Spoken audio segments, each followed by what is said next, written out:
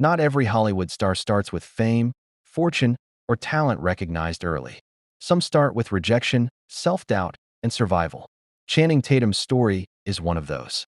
A story about a boy who had every reason to give up, but instead turned his flaws into his foundation. He once said, "I believe in love. I don't believe in being caged by fear."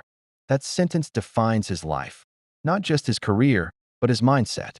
Because before he was a movie star, before he was dancing on global stages, Channing Tatum was just a kid trying to find his way out of chaos. Born in Alabama in 1980 and raised in rural Mississippi, his childhood wasn't glamorous.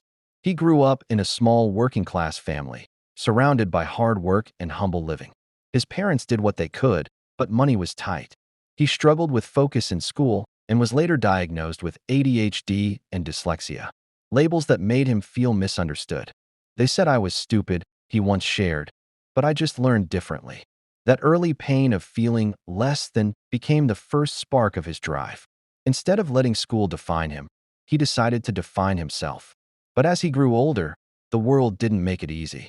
He worked odd jobs, construction, roofing, even collecting garbage.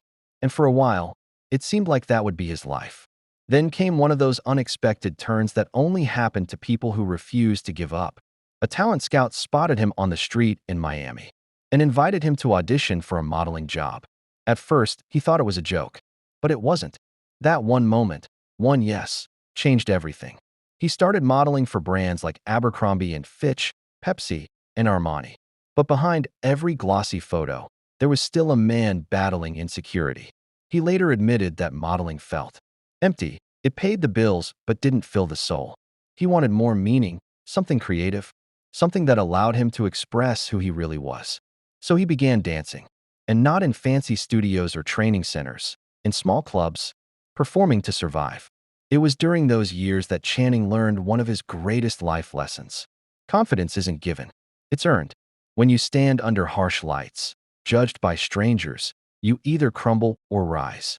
He chose to rise. Those years as a dancer would later become the inspiration for one of his biggest films, Magic Mike.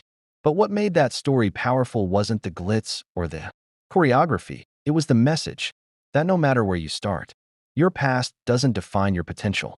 When he decided to pursue acting, the rejections returned. Casting agents told him he wasn't polished enough, that his accent was too southern, his background too unconventional. But he refused to let those opinions cage him. "I knew what it felt like to be told I couldn't," he said. "So I worked until I could."